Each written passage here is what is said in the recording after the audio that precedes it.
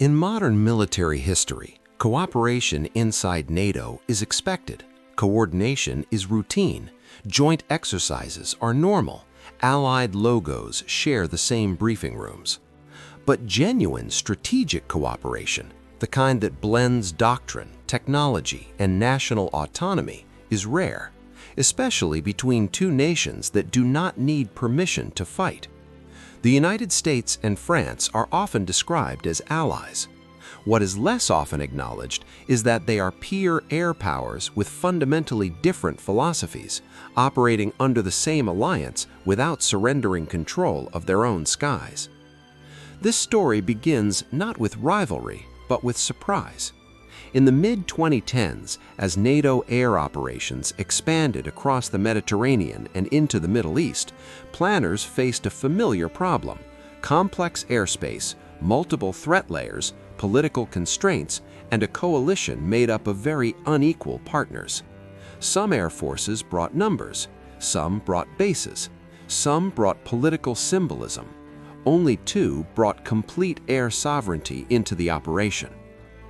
The United States arrived with its fifth-generation aircraft, platforms designed not merely to fight, but to see, connect, and command the battlespace before the first missile was ever launched. France arrived with something different, an air force built to operate alone if necessary, carrying its own weapons, its own sensors, its own rules of engagement, and its own strategic nuclear doctrine. They were not there to compete, they were there to make the mission work. At first, expectations inside NATO were conventional. American stealth aircraft would operate deep and quietly. French multirole fighters would handle flexibility, persistence, and visible presence. What unfolded challenged that assumption.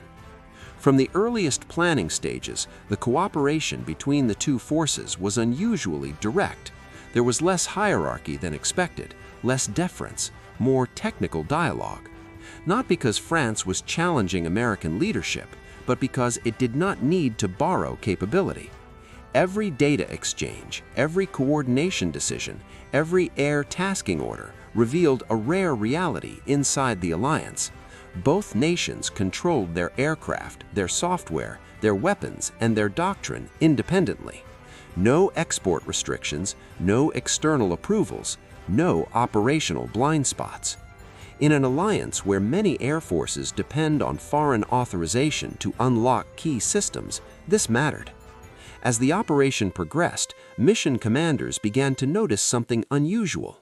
When airspace became congested, American stealth aircraft did not simply disappear into the background. They quietly shaped the battlefield, feeding situational awareness forward. At the same time, French fighters were not passive recipients of that information. They processed it through their own systems, cross-checking, adapting, and responding with a speed that surprised planners accustomed to more dependent partners.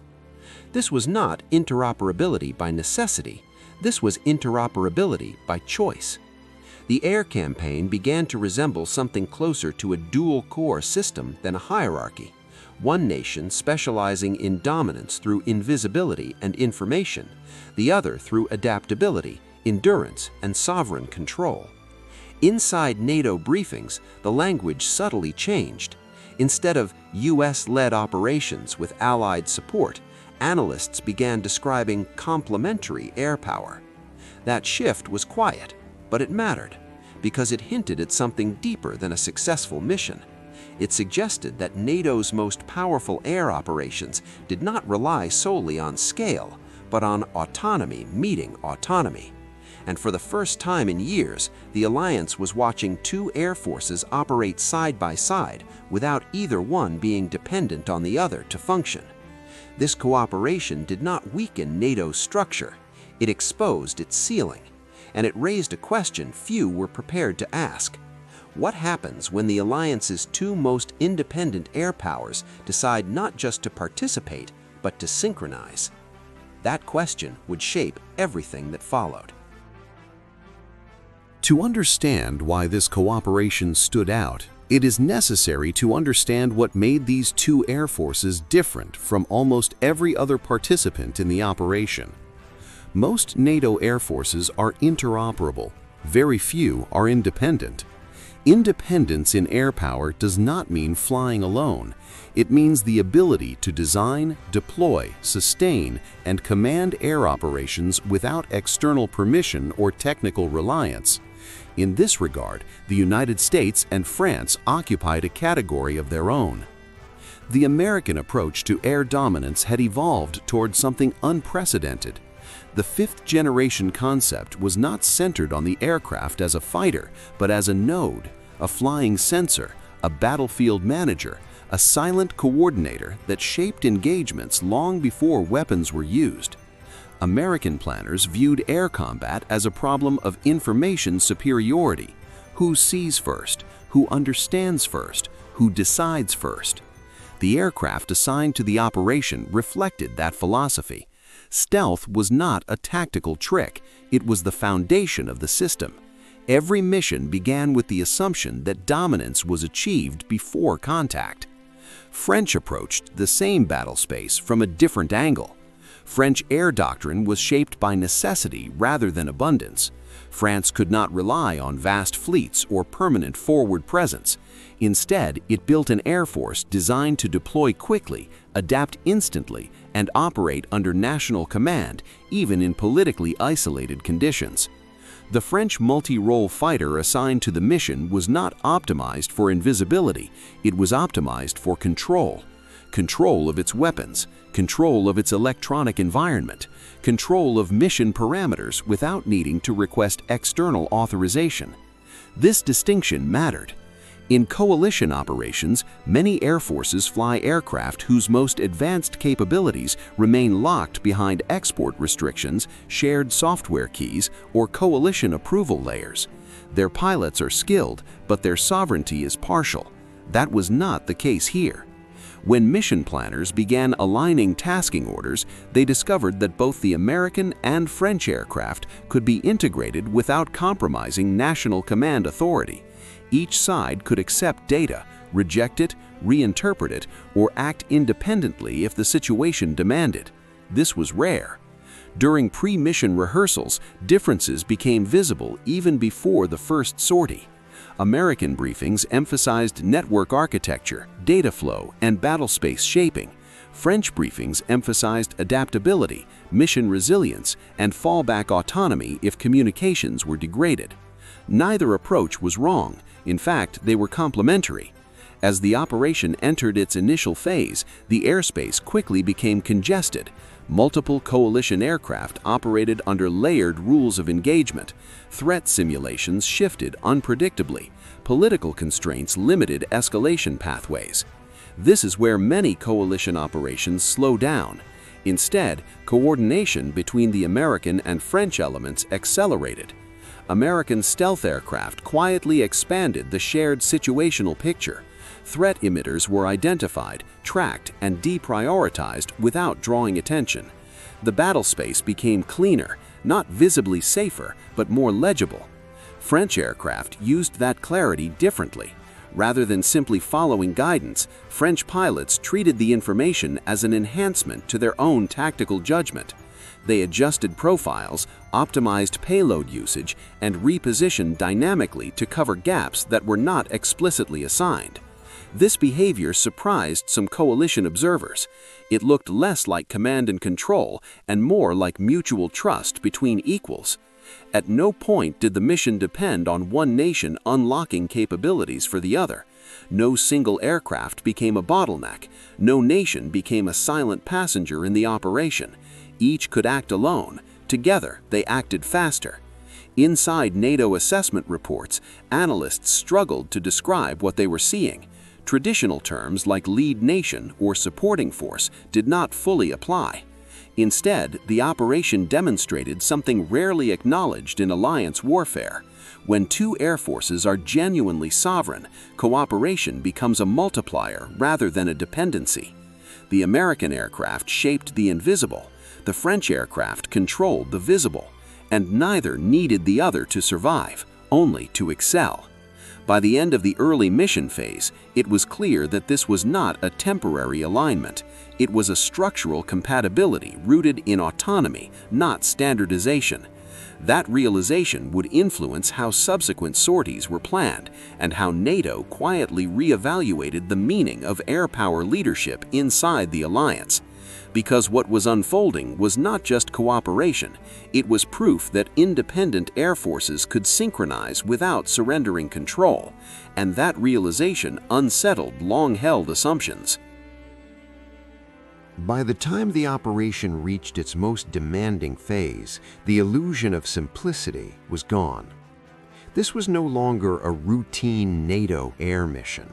The airspace had become saturated with overlapping objectives, layered threat environments, and political constraints that shifted faster than formal tasking orders could be rewritten. Surface-to-air systems were active, though not always emitting. Unidentified aerial tracks appeared briefly, then vanished. Rules of engagement changed in real time as national red lines intersected. This was the kind of environment where air power either reveals its depth or exposes its limits. The American aircraft entered this phase doing what they were designed to do best, reducing uncertainty. Without broadcasting their presence, they mapped the battlespace continuously. Radar emissions were cataloged. Air corridors were assessed for risk. Threat priority lists were updated quietly, often before coalition partners even realized the environment had changed. To outside observers, nothing dramatic happened. Inside the mission architecture, everything did. The French aircraft operated differently, but no less decisively. Unlike stealth platforms optimized to avoid detection entirely, the French fighters accepted that visibility was sometimes unavoidable. Instead of minimizing exposure, they focused on controlling it. Electronic warfare systems adjusted dynamically. Sensor fusion was used not to disappear, but to dominate the immediate tactical space. This difference mattered during the most complex sorties. When coalition aircraft encountered ambiguous threat signals, not clearly hostile, not clearly benign, decision time compressed dramatically. This is where rigid hierarchies fail. Requests for authorization slow operations. Over-reliance on a single information source creates hesitation. That hesitation never came. American aircraft continued feeding a constantly updated picture of the battlespace. French aircraft interpreted that picture through a doctrine built on autonomy. They did not wait for step-by-step guidance. They did not require external validation to act. They adjusted routes. They rebalanced payload usage. They repositioned to cover vulnerabilities that had not been formally assigned. In effect, they absorbed friction before it became visible. Coalition planners noticed that missions involving this pairing showed fewer mid-air corrections, fewer emergency retaskings, and fewer aborted objectives. The cooperation was not louder or more visible, it was cleaner. This raised uncomfortable comparisons. Other coalition aircraft were competent, well-maintained, and professionally flown, yet many depended on centralized decision-making chains. Some could not fully exploit shared data due to software limitations. Others operated with weapons whose employment parameters required multinational authorization. The contrast was subtle but undeniable. The United States did not need permission to deploy stealth or sensors. France did not need permission to employ weapons or alter mission profiles. Both nations controlled their air power end to end. That autonomy showed itself most clearly during a critical window when communications briefly degraded across part of the coalition network. For several minutes, shared data links were unreliable, voice coordination was incomplete, situational awareness fractured. For many air forces, this would have triggered conservative fallback behavior. Instead, the mission continued seamlessly. American aircraft reverted to internal sensor dominance, maintaining battlespace awareness independently. French aircraft transitioned smoothly to autonomous tactical control, relying on onboard systems and pilot judgment rather than external feeds. The mission did not pause, it adapted. When connectivity was restored, there was no scramble to recover control, no backlog of unresolved decisions, no evidence of lost initiative. From a NATO perspective, this moment was decisive. It demonstrated that resilience in air operations does not come solely from redundancy of systems, but from sovereignty of capability.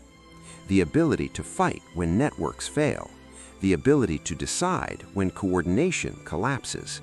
This was not improvisation, it was doctrine. As sorties continued, analysts began to reframe what they were witnessing. The American contribution was not merely stealth or sensors, it was strategic coherence, the ability to shape the entire operational picture quietly and continuously.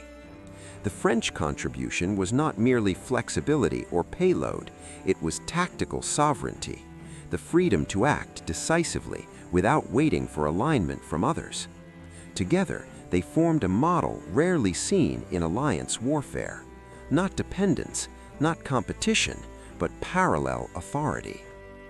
Inside NATO, this raised questions that went beyond the operation itself, questions about future air power leadership, about the risks of over-centralization, about whether true interoperability requires shared control or preserved independence.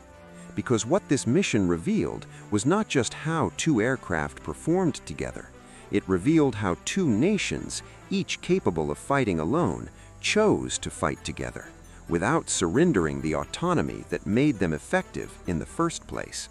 And that realization began to change how the operation and the alliance understood air power at its highest level. What truly unsettled NATO was not what happened in the air, it was what happened afterward. Once the most demanding phase of the operation concluded, the formal assessments began. Reports were compiled, mission data was reviewed, deviations were cataloged, success rates were compared across coalition elements. At first glance, nothing appeared extraordinary.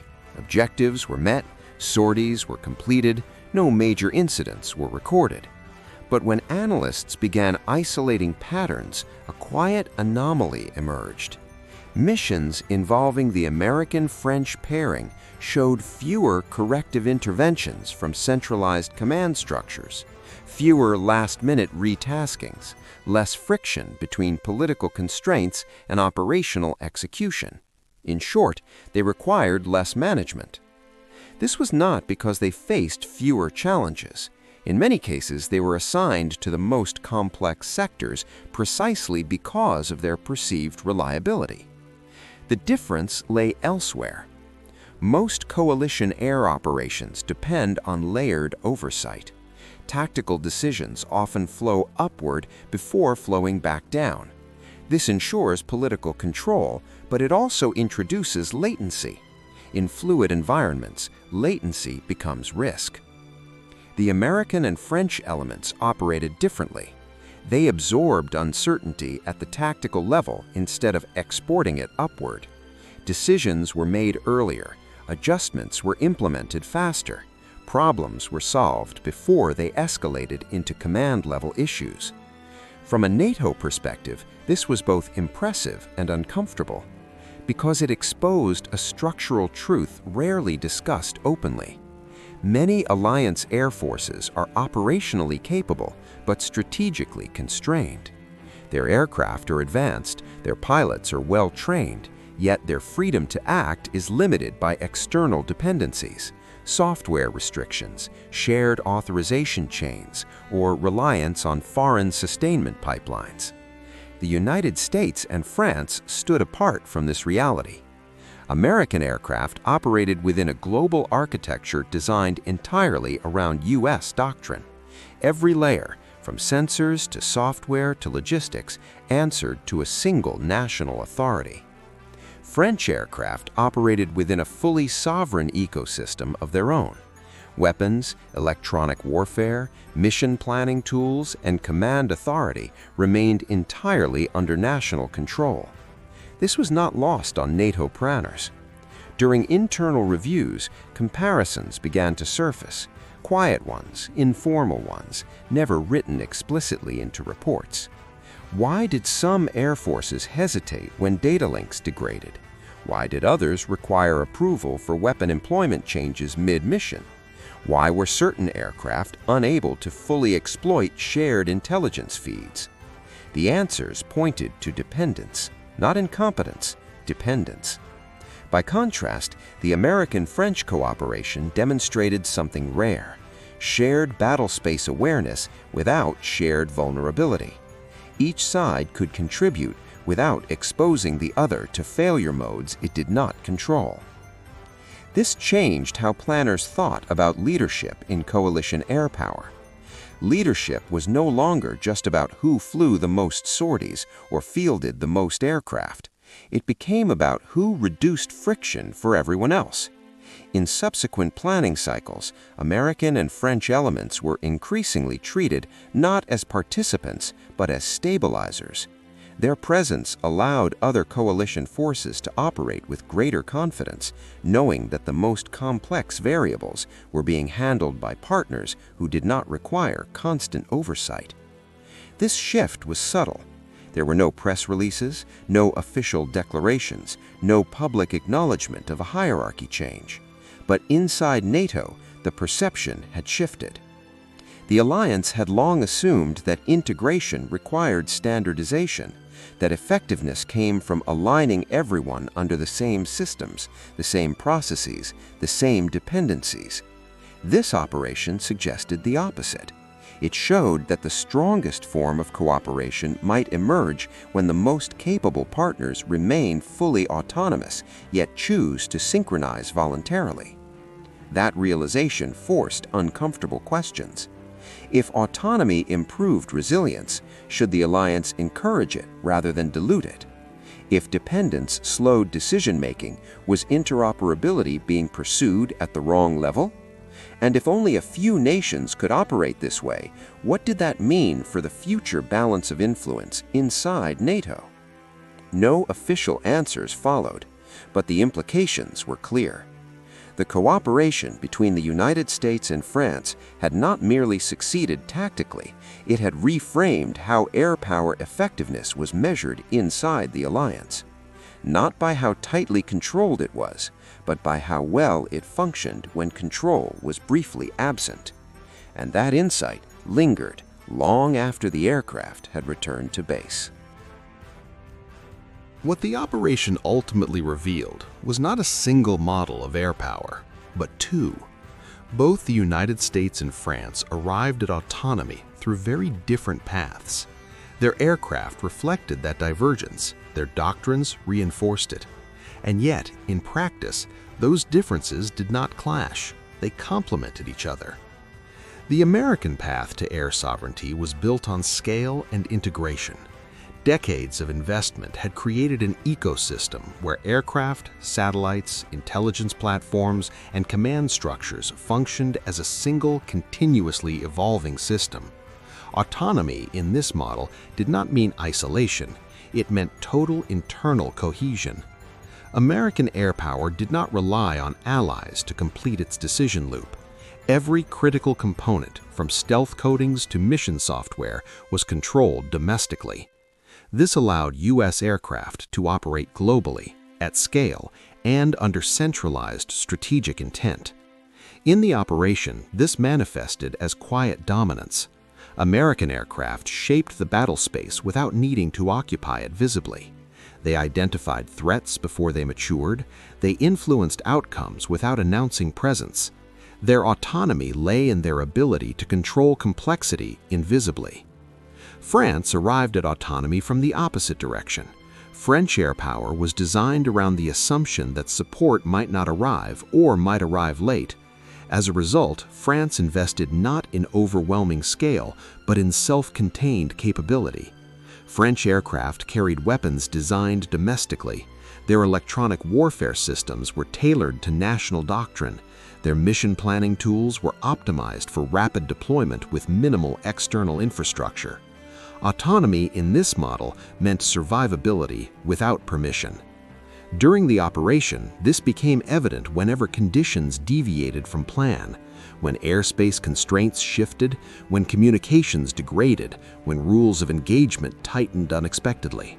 French pilots did not escalate uncertainty upward, they absorbed it. Their doctrine empowered tactical decision-making at the cockpit level, backed by systems designed to support independence rather than enforce conformity. This difference produced a subtle but important effect. The American approach reduced uncertainty across the entire coalition. The French approach reduced vulnerability within the mission itself. One stabilized the system, the other hardened it. Inside NATO, these models had long been treated as separate philosophies. One was often described as leadership, the other as strategic independence. The operation demonstrated that they were not mutually exclusive. When combined, they created a form of air power that was both adaptive and resilient, dominant without being brittle, flexible without being fragmented. This was particularly visible during moments when coalition aircraft faced conflicting task priorities. American aircraft provided clarity, identifying which threats mattered most. French aircraft provided execution, acting decisively without waiting for formal reallocation. Neither replaced the other, each compensated for the other's natural limitations. This balance challenged a long-standing assumption in the alliance that the future of air power belonged exclusively to those who could integrate most deeply into a single network. The operation suggested a different conclusion. It implied that true strength might lie in the coexistence of multiple autonomous networks, aligned by intent rather than enforced by architecture. For NATO, this was a difficult lesson. Encouraging autonomy risks fragmentation. Suppressing it risks fragility. The American-French cooperation showed a narrow path between the two, one where sovereign air forces remain fully independent yet voluntarily synchronize when it matters, not because they must, but because they can. By the end of the operation, it was no longer accurate to describe one approach as superior to the other. Each reflected national priorities, strategic culture, and historical experience. What mattered was not how autonomy was achieved, it was that both nations had achieved it and brought it into the same battle space without dilution. That realization reshaped how the operation was remembered internally, not as a case study in interoperability, but as proof that air sovereignty does not have a single design, and that the alliance's most effective moments may come not from uniformity, but from the disciplined alignment of difference. The most important effects of the operation did not appear on radar screens. They appeared months later, inside planning documents, capability reviews, and quiet strategic conversations that never reached the public domain. NATO did not issue a statement declaring a doctrinal shift. No press conference announced a new model of air power. No official lessons learned document singled out specific nations by name. But behavior changed. And in military institutions, behavior reveals more than language. In the planning cycles that followed, operational designers began assigning complexity differently. Missions with layered political constraints, ambiguous threat environments, and high escalation risk were no longer distributed evenly across coalition participants. Instead, they gravitated toward air forces that could absorb uncertainty without exporting it upward. The United States and France became default anchors for these scenarios. This was not favoritism, it was risk management. Planners understood that when operations involved rapid decision-making under incomplete information, only a small number of air forces could operate without creating additional friction at the strategic level. This realization had cascading effects. First, it influenced how future operations were structured. Rather than building missions around centralized control nodes, planners increasingly designed flexible task groups anchored by autonomous air forces. The goal was no longer perfect coordination, it was resilience under disruption. Second, it affected how NATO evaluated capability development. For years, alliance modernization had focused heavily on interoperability, shared platforms, shared systems, shared logistics. The operation forced a reassessment of that approach. Interoperability without autonomy, analysts concluded, created brittle systems. Autonomy without alignment created fragmentation. The American-French cooperation suggested a third option. Instead of pushing all members toward identical architectures, NATO began emphasizing compatibility of intent rather than uniformity of tools. Data sharing became about optionality rather than dependence. Command structures were redesigned to tolerate partial disconnection. This was a subtle shift, but a profound one. It acknowledged that not all air forces needed to operate the same way to be effective. Some needed to be capable of acting alone, not as a fallback, but as a design principle. This had political consequences as well. Inside the alliance, influence is often tied to contribution, not just how much force a nation provides, but how much complexity it removes from coalition decision-making.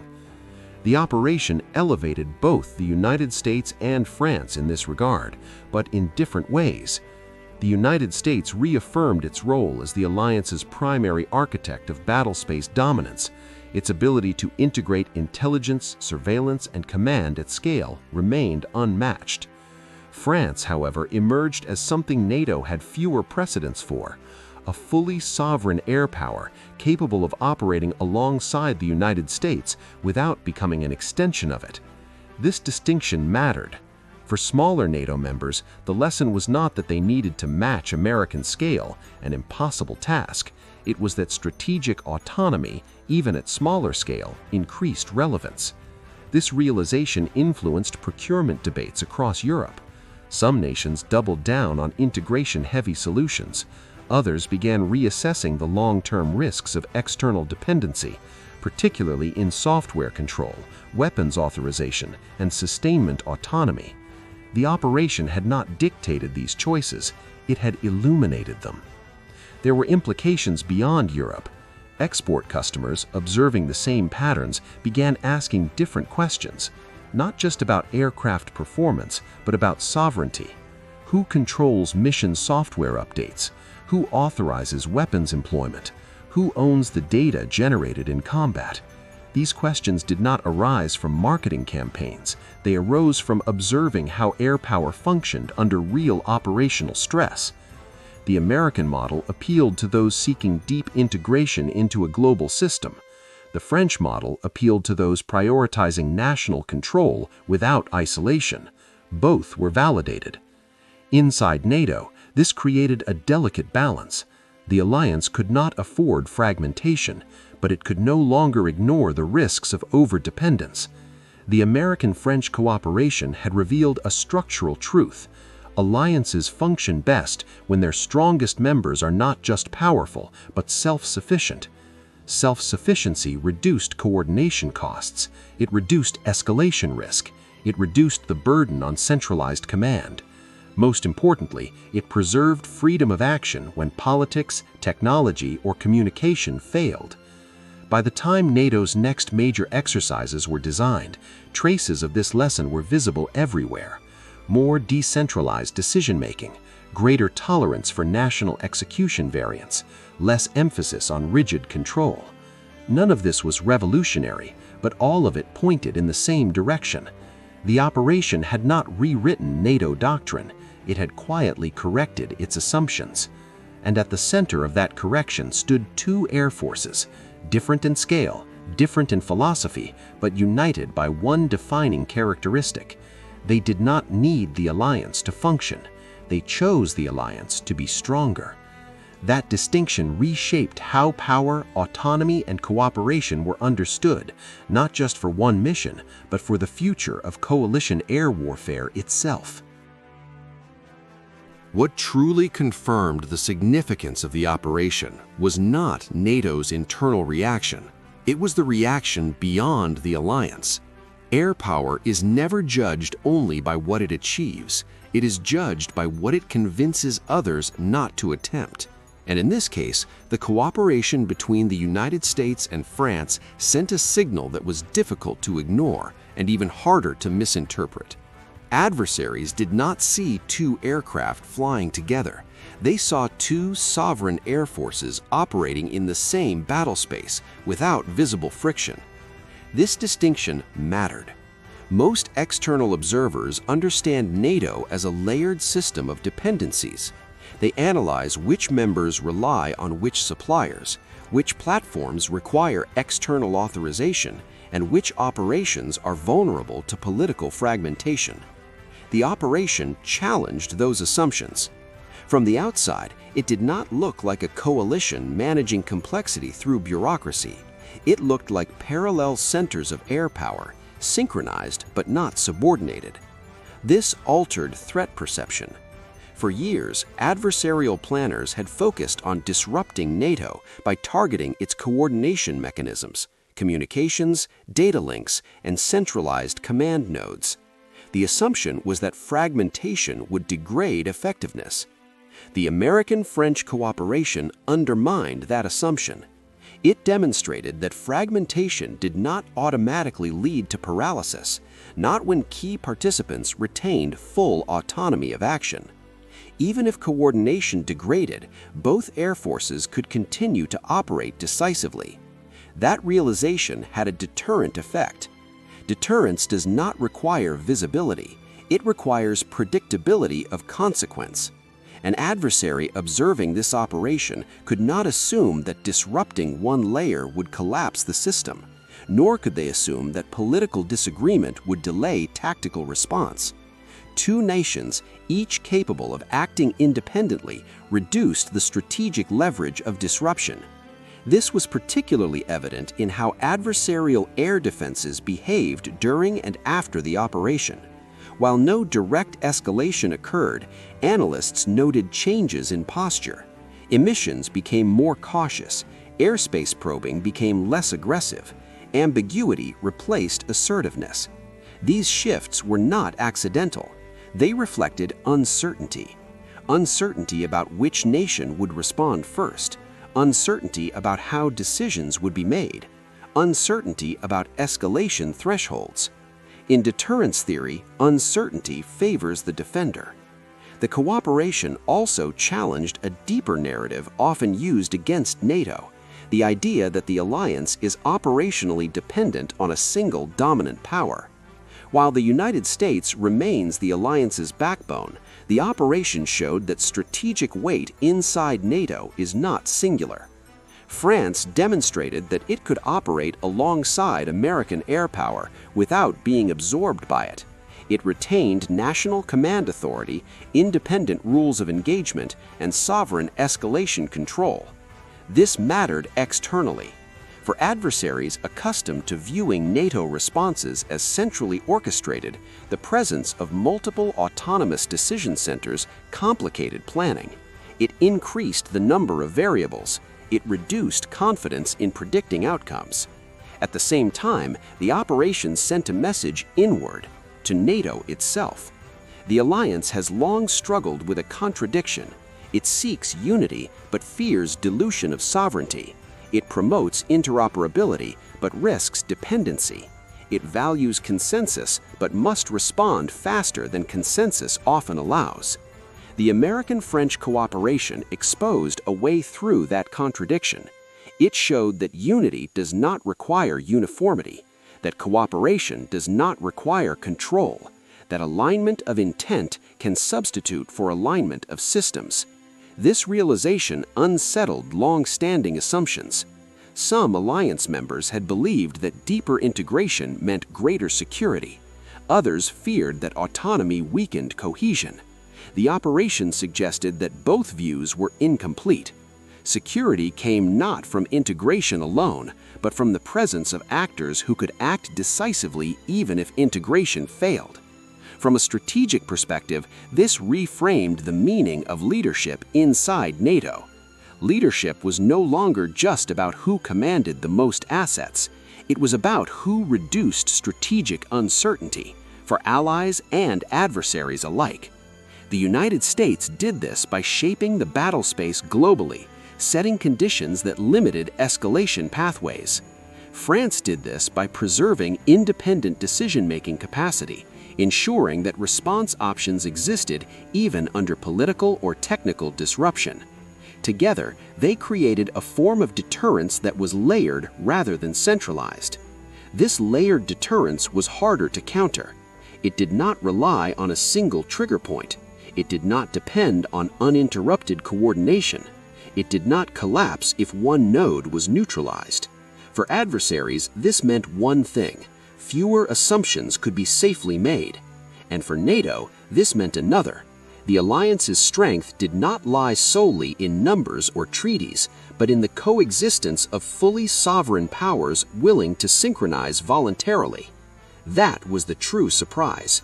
Not that the United States and France cooperated, but that they did so without weakening their autonomy, and in doing so strengthened the alliance more than tighter control ever could. By the time the operation faded from public attention, its strategic signal remained. The alliance had not become less centralized, it had become harder to disrupt. And that shift, quiet, unannounced, and deeply structural, marked a turning point in how air power cooperation inside NATO would be understood going forward. By the time the operation quietly concluded, there were no victory speeches. No medals were awarded on public stages. No headlines announced a turning point. No aircraft returned to base under the spotlight of celebration. And yet, something fundamental had shifted. What the cooperation between the United States and France ultimately demonstrated was not tactical brilliance alone, nor technological superiority in isolation. It revealed a deeper truth about modern air power, one that NATO had not fully confronted before. That truth was simple but uncomfortable. The alliance's greatest strength does not come from uniformity. It comes from the coexistence of sovereign power. For decades, NATO had evolved toward tighter integration, shared platforms, shared logistics, shared command structures. This approach delivered efficiency, predictability, and political cohesion, but it also introduced a quiet fragility. When systems become too interdependent, disruption spreads faster than resilience. When decision-making is centralized, hesitation multiplies. When sovereignty is diluted, initiative erodes. The operation did not reject integration, it exposed its limits. The United States entered the mission as the alliance's dominant air power, unmatched in scale, reach, and information control. Its aircraft shaped the battlespace invisibly, reducing uncertainty for everyone else. France entered the same mission carrying something just as rare: the ability to act decisively without external authorization, without borrowed capability, and without reliance on foreign approval layers. These were not competing strengths, they were complementary forms of independence. Throughout the operation, this balance proved decisive. When coordination worked perfectly, cooperation was seamless.